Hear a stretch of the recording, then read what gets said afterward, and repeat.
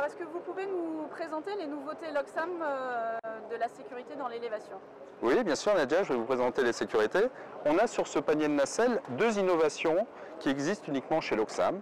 C'est simple, c'est ce que vous avez ici. En fait, vous avez deux innovations qui sont en fait le filet anti-chute, d'accord, qui est cette partie ici en textile, et on a également une sécurité anti-écrasement avec un système de détection. C'est ça la nouveauté, le système de détection. Je vais d'abord vous parler du filet anti-chute.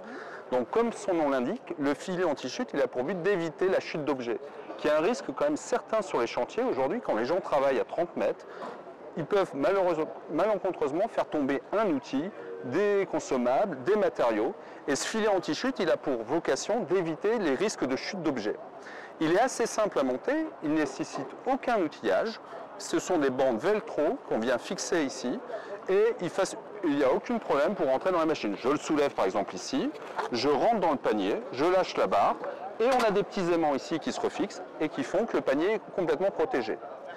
C'est une vraie solution pour améliorer la sécurité sur les chantiers. La deuxième solution aujourd'hui, on a depuis 2014 sur toutes les machines Loxam installé des sécurités anti-écrasement. C'est une sécurité qui permet en fait d'éviter à l'opérateur de se retrouver écrasé entre une poutre et le poste de commande. Malheureusement, la plupart du temps, elle détecte au moment de l'écrasement. Donc la personne est déjà malheureusement dans une situation délicate.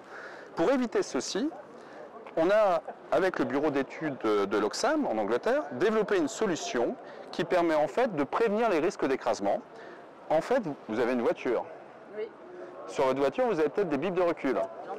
Eh bien, c'est le même principe. On a des bips de recul, on en a ici. Donc, on a ici un système protégé en alu avec des cellules ultrasons qui vont permettre en fait de détecter des obstacles. On en a sur l'arrière du panier et sur le devant du panier. Ce qui crée en fait une protection immatérielle qui va protéger l'opérateur contre le risque d'écrasement. Et comme le bip de recul, dès que l'opérateur va s'approcher d'un obstacle, il va être alerté par un voyant lumineux et par un bip sonore. Lorsqu'il s'approche trop, à un moment, ce témoin lumineux va devenir rouge et on va avoir une première coupure. À ce moment-là, l'opérateur pourra reprendre en main la machine parce qu'il aura considéré qu'il a vu le risque, ou il pourra décider de se dire « Ah, je n'avais pas vu la poutre, je me décale, je me repositionne ».